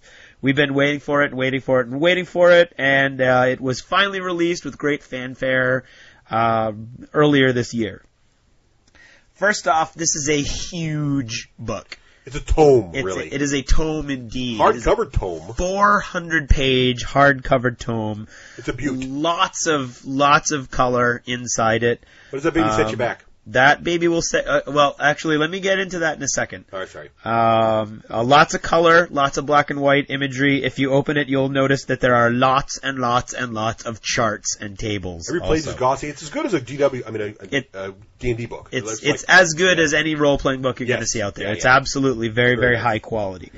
And I really wanted to love this book. I liked it because it had all the pictures of the guns from the old days. The web shoot guns and the needlers. You're an old 40K guy. Where this book comes into its own is absolutely, as a fluff master. That part was cool. It's a blast from the past, which I'll get into some more also. But as far as cost goes, we've alluded to this several times in the past, several episodes that we've done. Games Workshop, in the person of Black Industries, their company that does their side games, has actually given up the rights to all their role-playing games and most of their board games and handed them to Fantasy Flight, which is a move that we have all applauded, being big fans of Fantasy Flight, as we are. We're getting some applause. Nice, okay. However, there's a delay in the printing now because of that. So there was a first run of Black Industries books, and they have pretty much sold out in the U.S. You might be lucky to get one. Oddly enough, the places that I've found them are Barnes & Noble. Borders seems to have sold out of all of them, and all the game stores are sold out. What are they going for on eBay? Are they super expensive right now? Well, the thing is, their cover price is $50 for the Black Industries version. On eBay, 400-page hardcover, that's a pretty good deal. 400-page hardcover, you can't complain about that. Yeah. Nice color and stuff, beautiful. too, in the book. Beautiful. Yeah, it's and beautiful. a lot of the artwork you've seen before, but it's been touched up. A lot of it goes all the way back to, like, the early Inquisitor stuff, like almost Rogue Trader era. Some of their earliest full-color artwork, and it's been touched up, and really, it really looks nice. On eBay, to answer Russ's question, currently they're going anywhere from $50 to $100 per book, and the Fantasy Flight run that's going to start coming hopefully soon, nobody could actually answer me that question. Those are all actually being announced as $60, and I believe it's the same book. So if you're interested in this book, I would go try to get it now at a Barnes & Noble or other bookstore near you. Good tip. For the $50. So, upon first reading this huge, massive tome, it is a bit confusing. I'm a big fan of the Serenity role-playing game, which I might bring up over the course of this little review, that is a cool game. because it's a very simplistic, fluff and role-playing oriented role-playing game. This is a very mechanical, technical oriented role-playing game. There's lots of fluff in it, and it's great from a fluff perspective. But for the first half of the book, the fluff and the mechanics of the game are intermingled throughout, so that there's no way for you really to go to someplace really quickly and look something up. For instance, one of the guys in the demo game has Russ had the Infantryman's Uplifting Primer, which I have the real one myself, which I know is in there somewhere, and I couldn't remember where I saw it. I have that too, and there's no way to find it in the book, so I know it's in there somewhere. So that's very frustrating. There was a glossary table of contents. Yeah. But I still couldn't find things. It's hard for me to find the page weapons were on. Exactly. The way it's organized is very, very, very, very awkward. I think it's very poorly laid out as far as the way the information is presented to you goes. However, what fluff there is awesome. And it all fits in perfectly with what's come before. This isn't like laid over on top of all the other stuff that we've gotten in the past. It's not a rehashing of just old stuff. It really brings everything to life in a way that sort of puts it all together. It it makes it look like a coherent whole rather than a mishmash of ideas and marketing schemes that have built up over the course of years, which really it is. Honestly, if you look at the 40K universe, it's been around for over 25 years, almost. Good point. And you can tell in the artwork too, because it's a mix of all the different artworks. You can see it evolving. Yeah. Like right in there in the book. Oh yeah, absolutely. The early sketches of the guns are like, yeah, and there's a lot of Blanche stuff, John Blanche, and I'm not a fan of his. Is that an artist? Yeah, he is the artist. He's the guy. His artwork, for those of you listening and you're familiar with 40K stuff, his artwork is the stuff that looks really frenetic and kinetic. There's lots of lines. It's very sketchy. It's very sketchy. That's one thing that Russ can't stand about the Demon Book. Okay. It's very sketchy looking. It's almost too kinetic for me. I don't dislike Blanche's stuff. It's just I don't want it to be the only pictures. Right. Well, he's got some awesome stuff, but for the most part, his technique I don't appreciate as much as I appreciate the super realistic paintings and things like that. Okay. But as far as that goes, the fluff is just amazing. There's an entire section about living in the Imperium, and it breaks down all the different parts of the government and what it's like to live on all the different planets. And then there's a section on the... That sounds cool. It is. It's really cool. There's a section on the Inquisition and how the Inquisition breaks down. And then there's a very large section in the back about one specific sector, the Calixis sector, which is where the role-playing game focuses most of its fluff so that it allowed them to flesh it out even more. And that's very interesting and well-written, but not really impactful on the overall system as a whole, on the overall fluff as a whole. One thing to keep in mind is you're not going to be an Inquisitor in this game, which I thought was odd. It was a very odd choice. You're actually going to be kind of like a peon. You can't be a Space Marine either, right? No, you can't be a Space Marine. You're role-playing like... You're role-playing like the 3 or 6 point guy in the Inquisitorial retinue. Exactly. Right. Arbites and Guardsmen. Exactly. It's odd. It's an odd choice. The whole system is envisioned as a trilogy. There's this game, Dark Heresy. Oh, okay. And that basically you start as local talent, and the Inquisition has hired you to investigate some minor disturbance, and they don't know that it's going to be anything they're really concerned about.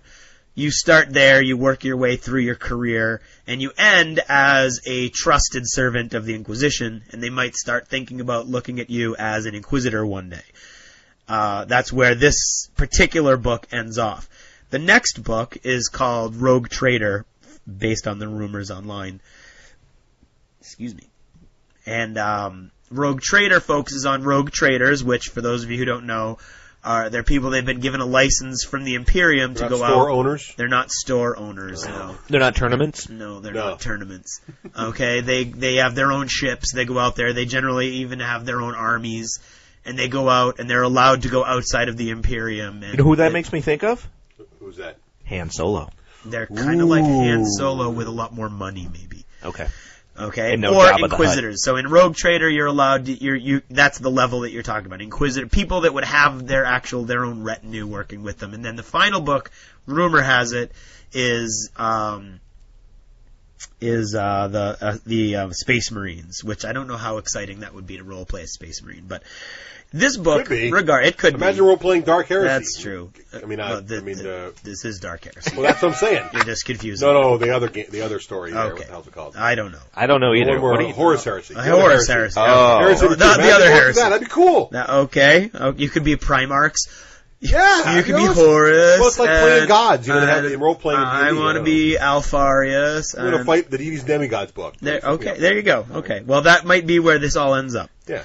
A lot of people have a lot of different... There are some guys on the net. Right now, because this has moved to Fantasy Flight, there's an awesome forum on the Fantasy Flight boards. And they won't say when they're coming out, huh? Well, they're not sure. I don't think they're sure. I think there's a lot of stuff. I was just doing an internet search to see, and they're just gone. I was checking borders and...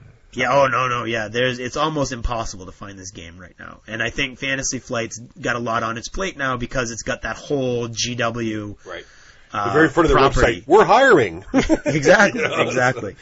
What a good job. And on the forums, there's a lot of competition. There's a lot of argument and complaining about the fact that you're not an Inquisitor, that you're a peon. In our little group that's from our kinda game, cool. Rafe thinks it's cool. Dave thought it was really cool I last enjoyed playing night. Guardsman. It was fun. Yeah, Russ got to play a Guardsman, which is a secret ambition of his from way back. Well, it was fun. We're like walking through the Imperial Guard platoon, and because I played IG for many years, I kind of knew the order, and so when things were happening and we couldn't find an officer, we knew that was kind of strange, and we had to find a commissar. And so because we knew the background so well, it was kind of neat to be. The thing, I think that's going to be I think mean. it's going to be a big strength of this game is that it's so infused with the universe that there's a lot less work for the game master to try to give a lot of that background. But you know what would be fun? It'd be fun if you could also do the same sort of thing as an Eldar, but you can't. Well, I think that would be great. No, in there's this no other there's races. That'd be cool in if this, you could have who knows though? That might be orc, what's it could coming. Be an Eldar, it could be I think with Fantasy Flight at the helm, you'll see maybe a different direction. That would be cool. It would be, be an orc or something. Yep. Yeah. Well, I don't know about an orc so much. They even have stats. They have stats for fighting NPC Eldar. I hope. I don't think so. So you can't even go to Craft World and start taking on. I don't think well, so. You could fight a Guardian. These are not the guys that would be going against take on a Guardian. World. One Guardian. You one could. on You one, could. I think the focus. You'll see a lot of that. I think in supplements. Yeah. There's a couple supplements that I'll talk about later. Okay. The one thing I really didn't like about the book was the amount of tables, as I've said already. There is a table for everything. But do you have to use the table? Well, that's the thing. It's all going to end up at GM's discretion. But the way I feel is if there's a table and I'm not using it, it's almost like I'm going against the basic structure of the game.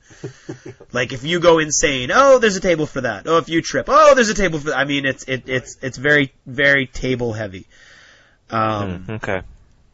So that's my basic overview of looking at the game initially. Now, both of you have looked at the book. You have anything else to add?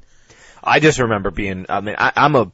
What's the word, Craig? Bibliophile? Yeah, I just like books. So when you showed it to me, I was like, ooh, books, And I unfortunately didn't get a chance to really go through it, but it just seemed kind of hefty and heavy, and I just want to own it, and just have it. It's a great book. Put it on my bookshelf and read it. If you're a 40K fanatic, or like Rafe, a recovering 40K fanatic, I like the fluff, definitely. You want this book. Well, I really wanted to like it too because I like, as I mentioned before, I like the 40K universe, and any way to get back into that is awesome for me. But I think the book itself is great if you want to just have that material and you don't have all the old, the old 40GW books anymore, or you don't want to page through them all. It's one source for all that.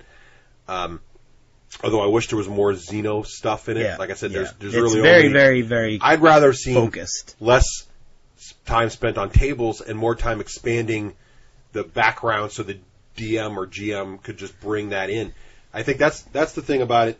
I think here's my take on it. If you're a 40K fan, do you want to use our new rating system today? I'm planning on using our new rating system. Well, would you like to mention it? Okay, well, I think we'll need to point this out somewhere a little more prominent than in the middle of the segment. But I missed this memo. Well, what are you guys talking about? We'll get on the end. I like it. Here's my thinking, though. If you're a 40K, I'll use the rating system at the end, but I think there's two scores for this game. There's if you're a 40K diehard and you just want to play a role-playing game in the 40K universe. And then there's if you are a RPG guy and you're kind of like, it might be kind of neat to play an RPG based in 40K. The thing is, what I liked about Serenity, Craig mentioned earlier, was that Serenity happened to be in the Joss Whedon universe of Firefly, and yet it was also a nice, clean, good RPG mechanic that I liked. This game, the mechanics feel old and clunky. Yeah, it's a D100 system. I don't know if I'm stepping on your toes here, but it's a D100 system. It reminded me very much of like old school RPGs like Traveler and stuff, which are fun, but they're just, oh my god, there's a table for everything, and technically the DM's supposed to have you roll for everything you look at, everything you do, and it just really felt clunky to me. So I like being in the 40K world, but the mechanics felt dated to me. I think it's going to be very dependent upon the GM. Yeah. And I with my background in primarily these fluff-based, story-based role-playing like in Serenity, I wasn't ready to be making all of the calls on, well, do they need to roll for this or that? And then it felt like every 5 seconds I was saying, okay, everybody roll one of these. Okay, everybody roll one of those. Yeah. And it felt clunky. And I think it'd be better with some experience. I think I could definitely learn a lot how to streamline my delivery. But for the most part, I felt that it's very much about the mechanic and the game rather than about the background. And I think that a good GM is going to be able to pick this up and go have an awesome game right off the bat. I think I'm going to need to do a lot more reading and a lot more soul searching before I feel comfortable running it. Where I felt with Serenity, right out of the box, I felt like I was doing a pretty good job of that and really enjoying myself. See, I'm dying to get my hands on it because I actually am dating myself here, but we are the D6 older generation. I played the fantasy version of this game in college. Now he's proving that he had left the room. Right. I think we mentioned this when we introduced the topic, and I was pretending you were here. Yeah, I went to get a root beer. It's okay. So I loved that game, but that was during a period of time with me and my college buddies at the time where we were all sick of Dungeons and Dragons because everybody had it memorized. So this was sort of a beatnik way. Nobody knew, Warhammer fantasy roleplay. So they'd be like, oh, it's a blob, I'm going to do this and this. And like, nope, because it wasn't a blob. It was something completely different. And I don't remember being bound to those tables, but I might, as a GM, have not felt compelled to use all of them. Right. So I'm curious to see when I get a chance to read it to go, holy crud, this is like 8 times as many tables as I remember. Well, there's a lot of tables. I don't know whether they're important or not. You can certainly ignore them as a GM, right? Yeah. You can do it. Well, exactly. Well, and they're very good in this book. Right. Every other page it says, this is GM's discretion. It's all up to the GM, which I think is very British. I think that's the GW philosophy. That's just D6 it. Yeah, exactly. So to get in a little more detail in the book, character creation. First off, everybody most people I think deep down inside really enjoy this part of the game. Building your own character from the ground up. The book says it should take 30 minutes. And I don't get it. I don't get how this is possibly going to take you 30 minutes. No character creation takes you 30 minutes. Not if you're going to do a good job at it. But it doesn't take you 30 minutes on a role-playing game on the Xbox. Yeah, there you go. Okay. Everything is going to affect everything else. So you've got to kind of do it in order because it's all going to modify the next thing that you do. The first thing you have to do is you have to choose your type of homeworld. You're either from a feral world, like a death world, or like Tanith. You're either from an imperial world, which is a generic term for it's not really a hive world, it's not really a feral world. You're from a hive world, or you're void-born, which means that you're from a culture that primarily lives in space, either whether it's on a large ship that's constantly traveling, or a space hulk, or a space station, things like that. Does that affect your stats or anything? It does. It affects your stats, it gives you skills, and it makes things either more accessible to you or less accessible to you. Like weaponry and stuff? Like not only weaponry, but, not weaponry, primarily like your skills and abilities. Okay. Certain abilities might go from being advanced for other people to basic for you. Which means if it's a basic skill and you don't have it, you can still attempt it. Mm-hmm. If it's an advanced skill, you can't attempt it at all. That sounds familiar. So it's that's with your homeworld. The next you have to do is you have to choose a career path, which is a great mechanic. I think it's a great idea. Again, though, it's going to affect everything. It gives you bonuses and negatives to all kinds of different things. And the one thing that, fluff-wise, that I really didn't appreciate was that the names of your ranks as you go up, for instance, let's say you choose an Imperial Guardsman, your first rank is conscript. And you go all the way up to whatever, veteran, sergeant, or whatever. But as a conscript, you were basically recruited into the Inquisition. Right. So I don't know why, working in the Inquisition, you're getting ranks in the Imperial Guard, but that was just me in a little weird little fluff way. The different options for careers you could be in the Imperial Guard. You pretty much have to work in the Inquisition in this game, though. Am I following that right? I thought we just did that because that was the first adventure. Yeah, no, it's all structured, the Inquisition. Yeah, the whole game, not only that, but it's these small missions based on these guys that aren't powerful enough to actually travel with the Inquisitor. So you're eventually going to be an Inquisitor, but you can be... Not in this game, though. This game, but yes, fluff-wise, if your character levels out in this game, the next step would be to be a low-level Inquisitor, like apprentice, basically. So wait a minute. Actually, I do want to follow up on that. So, but this is a trilogy. Theoretically, the game system is a trilogy. That's what I mean. So there could be a second set of Theoretically, books. there's another book. But you're that's saying going- theoretically because it might not just get printed? Might not Right, happen. yeah, it might Oh, not happen. But if That's it the plan before happens, the- As of right Fantasy now, Fantasy Flight says they're going to stick with all the Okay. original plans. but then, so it could be that nobody knows, but it could be your character advances up. Right. It could be that the next book, you Okay. actually have to have a character that you started in Dark Heresy. Who knows? You know what that reminds me of, Russ? What's that, Hollywood? Oh, thank you for that. It's episode 6. That's your one. One per day. There it is. An expansion pack in WoW. It's like you get additional levels. Oh, God. Okay, well, there you go. Moving on. It is kind of like that, though. It is, isn't it? So, anyway. Well, D&D does that now, too, don't they? They have, like, heroic I don't know. character. What do they call it? Imperial Guard, Sorry. you could also be an assassin. You could be a criminal or a scum. You can be an adept, which is basically like a bureaucrat, which is woohoo. A magic non-sci-fi psyker? No, not yet. Haven't gotten there. Right. The ecclesiarchy, you can be a priest, a low-level priest. You can be an arbite, a policeman, sanctioned psyker, which is not to say magic user, and or adeptus mechanicus. So there's lots of different They need variations. Orc and Eldar in there. There's a lot of Orc different and options, Eldar but again, Chaos exactly, Skull. they're all structured within this limited scope. Okay, I guess here's as good a place as any to mention that you won't be playing an Inquisitor. I already mentioned that. Yes. Or even in an Inquisitor's retinue. You'll be playing like the guys that may someday aspire to be in an Inquisitor's retinue.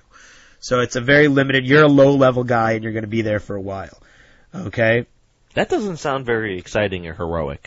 That element of it, well, that's part of the background that they're trying to feed off of. Is that you're one amongst billions and billions and billions, and if you die, you will not be missed.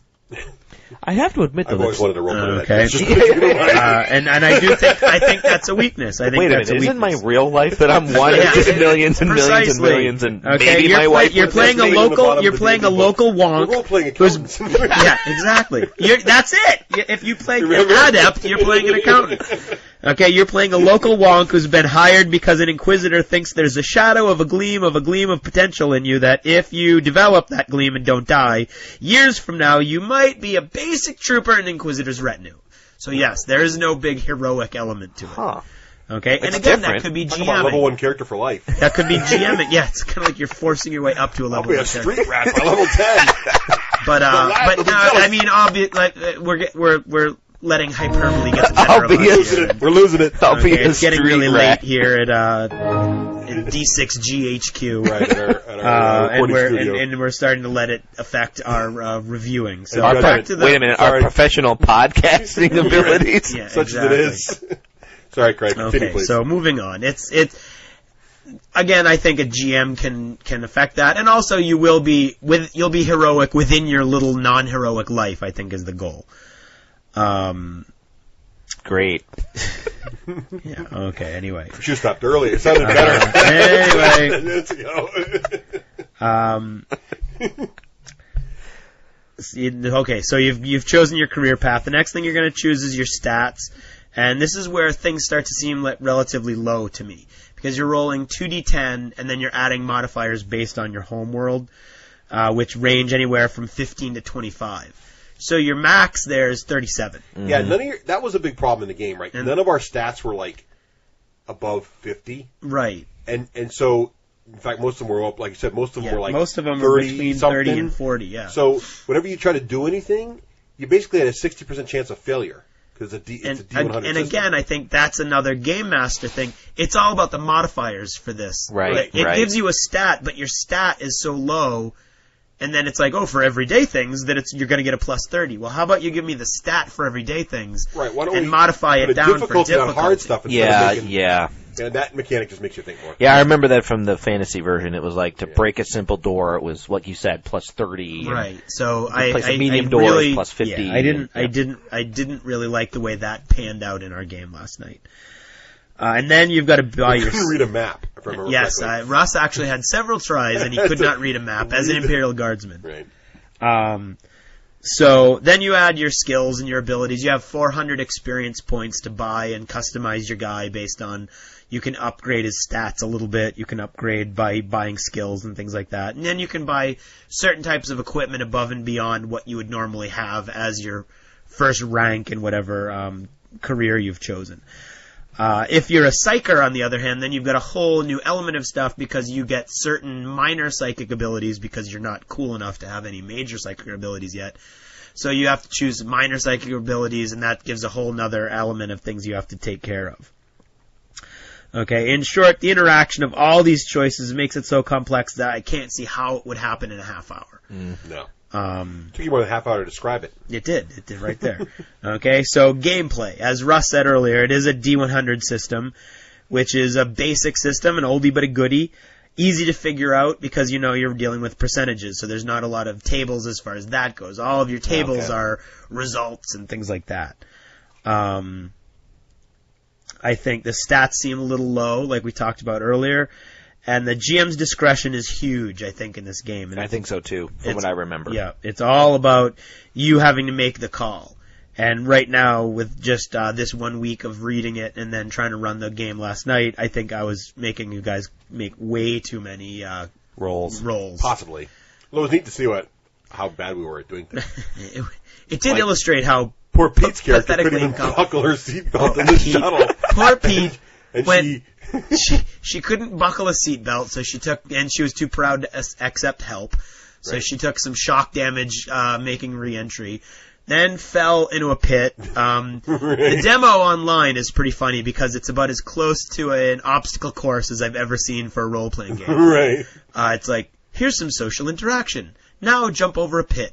Now, it's like, so he now climb a cliff. It wasn't a very deep module. And it was kind of neat. It was give us a good taste. He couldn't jump over the pit. He couldn't climb a cliff. He was taking damage left and right.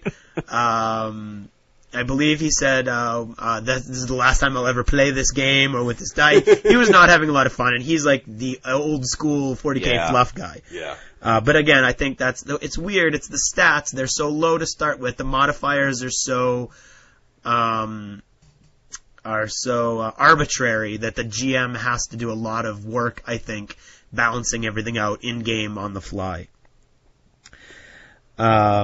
And there seems to be, for instance, in the Serenity game, what I really like is in combat, it's an adversarial die roll. If you're fighting somebody else, you're rolling against each other, and the differences in your successes all factor in. In this game, if Russ is fighting Rafe, and Russ rolls on his weapon skill and succeeds, he hits Rafe. And unless Rafe has a dodge, there's nothing Rafe can do. You're allowed one reaction per turn of combat. So if Rafe hasn't dodged somebody else yet, Rafe now rolls his dodge. If Rafe rolls his dodge, Russ's hit doesn't matter.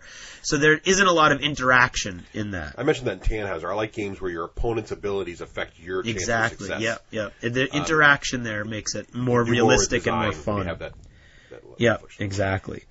Not to go too far off the path, but I'm sitting here wondering, you've got this great universe. Why try to reinvent the wheel? Like, why not just do the D&D D20 system? Well, the D20 system has a lot of people who hate it. Really? Yeah. Well, Privateer uses it, and people like it. But then you have the problem with that when you license it. Then when it's redone, like now, Privateer's got the problem of they don't know if they're going to get the license for version 4 D&D. Oh. So when you license something, it's a double-edged sword. Yeah, the D20 system is a whole legal mess. Well, I just was thinking, like, take the Serenity role-playing system, if you would, and which whatever. is called the Cortex system. Okay, use the Cortex system. I just wondered. I just was sitting here why try to reinvent the wheel? I think the easiest way to get around any sort of legal problems is the D100 system, is that percentile Damn system. lawyers screwing it up again. GW likes to do everything themselves, too. We talked about this before. Right, yeah. And that's okay. Yeah, they like to have a claim on whatever they're using. But in the end, I think, again, like I said, it takes a lot of tweaking from the GM on the fly. Yeah. The background is great and very evocative. Players familiar with 40K setting need very little prompting, like we said. The GM's not going to have to do a lot of work as far as setting the tone goes. It's all going to be about trying to manipulate all those tables and charts and trying to make it work on the fly.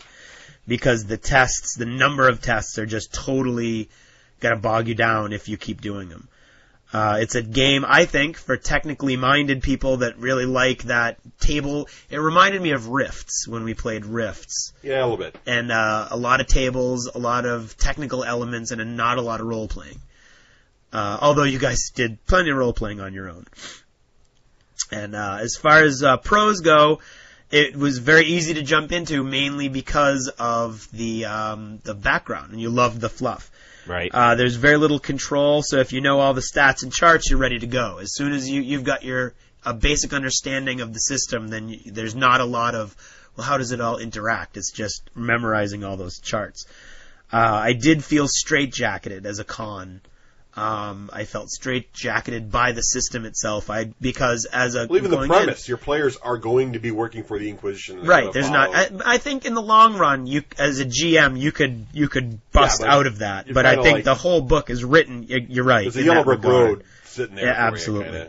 Okay. There's very little freedom in what I felt I could do last night in our games. It does say over and over again, like I said, the GM's discretion, and the GM does this, and never fight your GM, which is odd because Dave had the book open like 3 times. What happened to me? It says here on page 47 that I have 3 different guy options. In your RPG book, and he was funny about it, but it was funny because he made a joke earlier in the day, and then he started actually doing it. No, am I stunned? Because I have this special ability to ignore stun. Right. It's like, you're not stunned, you're scared. Really, what page is that on? Just shut up and leave me alone. You know what that also reminds me of? What? That doesn't happen in World of Warcraft or Lord of the Rings. Okay, anyway. It doesn't! Ultimately, I think you can make this game into whatever you want, but for me, I would feel like I was breaking the basic idea of the game. And that's where it kind of like not using that $50 you spent on that cool Exactly. book. Exactly. Yeah. Why don't you just do it yourself with a 40K? It is, however, it's very well supported by Fantasy Flight. There's a couple other products that I went and got just in case for this little review. There's a GM's kit, which is basically the Dungeon Master screen. Mm-hmm. It has a module, right? It does come with a little module. It comes with a little black and white booklet with a couple more rules and options, and it's not really all. I mean, you've got this beautiful 400-page color hardcover book, and then this crappy little black and white pamphlet, so it kind of doesn't really go well on the shelf, if you know what I mean. That's a bummer. But the screen itself is beautiful. It's got all the best color artwork from the book. It's got all the tables, which means it's just bajillion friggin' tables on the other side. An accountant's like dream. The artwork But the only problem with the artwork on that is it's like taunting you. You shall never be these cool guys in these pictures. Right. They're all Inquisitors. That's what I was saying. I was telling them yesterday, see this guy right here? You are not You're him. not going to be him. Damn it. This is the guy that just walked into the room and told you that you're peons and you'll never be him. See, why not just make it an Inquisitor's retinue? Well, then you've got to have an Inquisitor. I don't know. I do not know. The Inquisitor's an NPC run by the GM. You could do that. You could totally do that in this game. Oh. You could completely I thought do that the stats aren't One up of that high. the NPC Inquisitors in the book. In fact, Russ had a great idea. The next time we try this out for a one-off, we should just have them be 4th or 5th rank guys. Yeah. Start us out at higher level. Yeah, that's often a good idea. And you could totally 100% do an NPC Inquisitor, but then that gives the problem that all the big level kills are going to this NPC, and the players might not enjoy that. You know what I mean? RPGs go back and forth in that, right? I mean, one of the big things about D&D 4th everybody's talking about is that first level no longer sucks again. You're powerful. So you go through these times where level 1 starts off decently, and then they go back to level 1 should be sucky, and then they go back to level 1 should be good. I think on this game, they've erred on the side of level 1 being a little too wimpy. Right. Yeah, but it's never fun to be that magic user with D4 hit points. Remember when you rolled a 1? That's what I mean. Well, that's what they're getting. Now what are you going to do? Too. Yeah. They're getting back to the level 1s are wimpy? No, they're better. Oh, good. D&D, that's what I've heard on D&D 4, but anyway. So that's that's the GM's kit. Then there's the character folio, which is like a $7 24-page little booklet. Which is one per character. You're supposed to buy one and put your character into it. And that shows you how complicated the game is, because that little folio is like how many pages in that thing? It's like 24. 24 pages, and they're all designed for you to keep track of all your stuff your character does. I mean, half of it's fluff and background, but at least, if not more than half of it, is really intimidating. necessary When I looked stuff. at that book, I was like, I'll pick one of these up. Oh, dear God. And it is. Keep track of. And it puts it in a much more easily accessible way. You could totally do a notebook. Yeah. And have all this stuff down. But it does it in a very cool, fluffy sort of way. It looks kind of like it's your little inquisitorial chapbook, maybe, and it looks really cool. On the forums, the Fantasy Flight forums are great. People are raving over the Inquisitorial Handbook, which is a new book that's out in Europe now and will be out in America soon. the Inquisitor's Handbook, which some people on the forums say should be the Acolyte's Handbook, because you're not allowed to be an Inquisitor. It's supposed to have a whole bunch of new cool stuff on it. How to be a Sister of Battle, actually, as a career option, and a bunch of new equipment and skills and things like that. Probably a hell of a lot more tables, if I had to guess.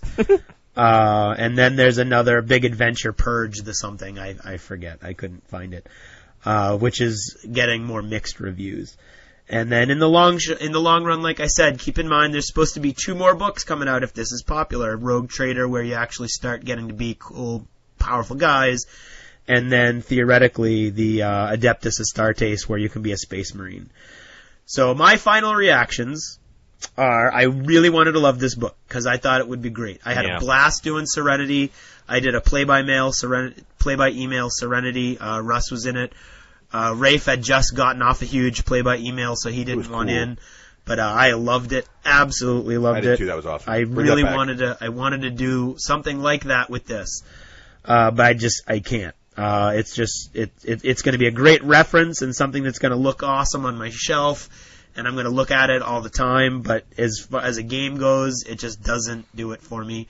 Russ had a great idea. I might use the Cortex system from Serenity and use all the background fluff from this book and do a 40K game out of this. But that's kind of like my idea. Why not do D20, but use that system instead? But there are people on the forums that love this system, and that's their greatest nightmare. They talk about over and over again is Fantasy Flight changing it to a D20 system or to the Cortex system.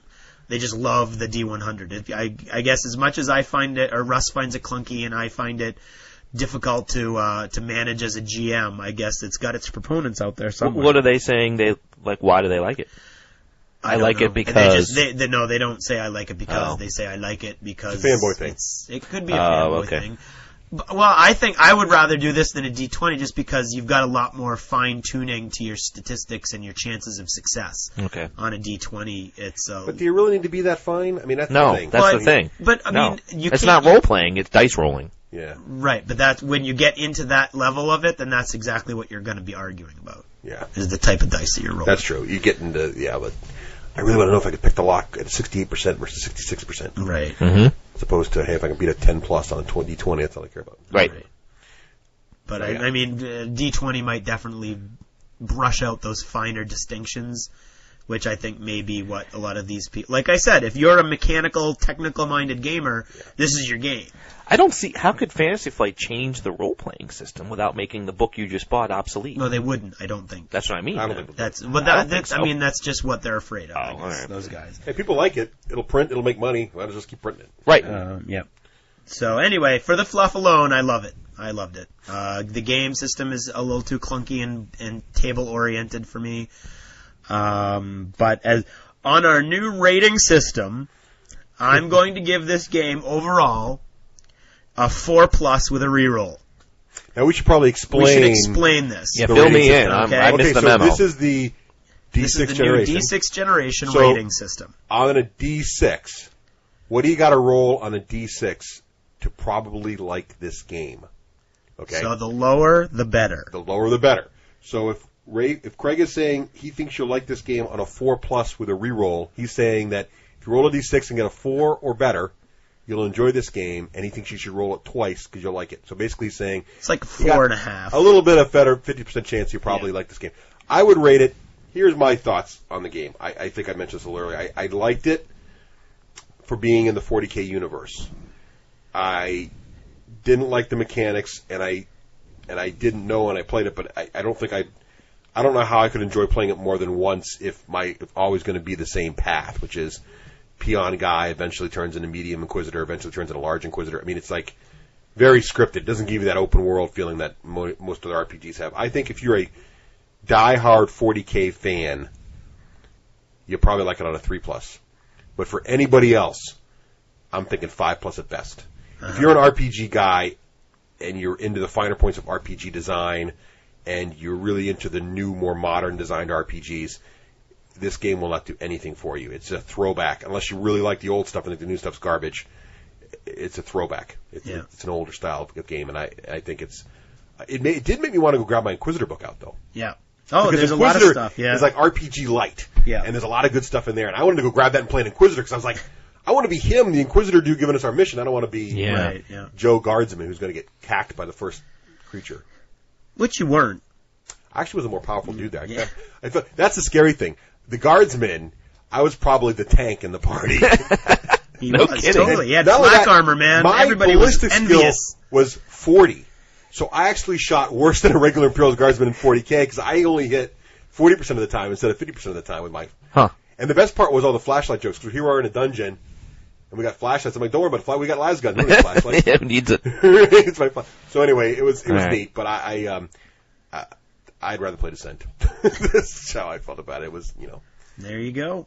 I don't get a roll. I missed don't get a roll. I missed the, Well, but you could rate the book itself. You've flipped through the book itself. book looked cool. Yeah. I give the book a 3+. 3+. Yeah, see, you got it. He's in already. See? You can't do a 1+ because there's always going to be somebody who hates it. Right. So the highest rating we can ever give is a 2+. With a reroll. With a reroll. 2+ with a reroll is the 2+ best with a possible rating. reroll is amazing. I'll give it a 1+ if I think it earns it. And then we'll just No, shut the you one's off always a failure. and make you Where talk you for a been? minute about Chinese food. 1+ is... No, and anyway. then a 2+ is that's awesome. And then a 3+, and then a 4+ about average, and then a 5+ is really bad. And a 6+ is like I don't think very many people are And, like and it if this at all. rating system gets too pathetic, we'll go to 2d6. Exactly. Yeah, personally, I already object to the 1 die. I want to say, I'm going to roll 2d6 and I don't even need to boost. I liked it Tell that you what, much. Hollywood, you That's- can rate yours on 2d6. I'm going to rate it 2d6 All with right. or without a boost. All right. Okay, There you have with it. or without a boost. So there it is. There's the Okay. Inquisitor review with the new patented D6 rating system. There you go. Thanks for Thank you.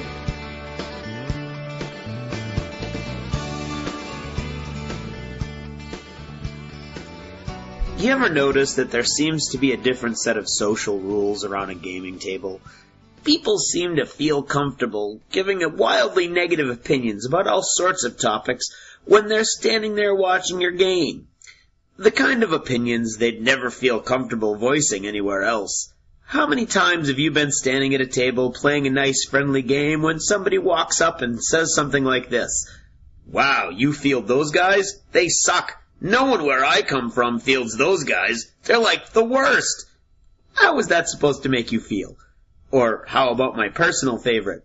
Oh, you guys are playing that game? I hate that game. It's so... And they fill in that awkward silence with a litany of negatives you never asked for and most likely don't care to hear anyway.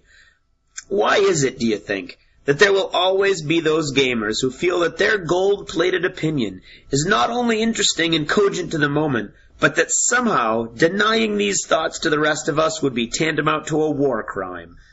I mean, let's think about it for a few minutes. When was the last time you were in the grocery store and someone walked up to you, looked into your basket and said, "Oh, you're buying bagels? No one where I come from eats bagels anymore. Don't you know they're full of carbs? We all eat rice cakes now." I mean, yes, there are the Atkins Nazis that might want to say that, but they don't. Or how about at the car dealership? You're about to put down a hefty wad of cake on a big SUV, and does some weenie skip up behind you and say, "Ooh, you're going for the Explorer? Back where I come from, we all drive Priuses." Again, there are people who wish they had the cojones to say that, but generally they don't. They don't think in their heads, "Oh, he's at a grocery store. I'm at a grocery store. Therefore, he must care what I don't like about his choices." When you get right down to it, that guy you're watching play his game made that army up for a reason. Maybe he likes the way the models look. Maybe he's going for a theme that doesn't hinge on what units are most effective. Or maybe, gasp of all gasps, he's made something work that the 2-bit mouth breathers from the shallow end of the gene pool back where you game haven't figured out yet. In short, the next time you feel the need to critique someone else's army, or their play style, or their wardrobe, as long as it smells okay, I want you to think about my analogies. Would you walk up to a person in the liquor store and go on at length about how back home no one drinks gin anymore? If not, welcome to the human race. Sidle back a bit, give the guy some room, and watch that game. But if you say to yourself, "Yes, by gum, I would comment on the propensities of gin drinkers back home to switch to whiskey," well then, You just might want to saddle up that Prius, break out the rice cakes, and drive off to the local distillery to pick up a case of Old Remus. 'Cause we don't need your kind here. Good night.